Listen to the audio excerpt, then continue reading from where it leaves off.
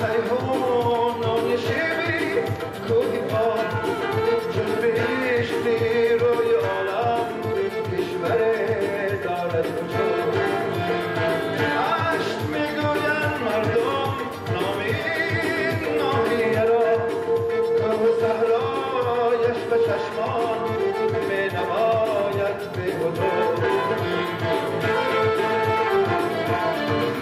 زیر نوری آفتابی شرد باران اشل من بازم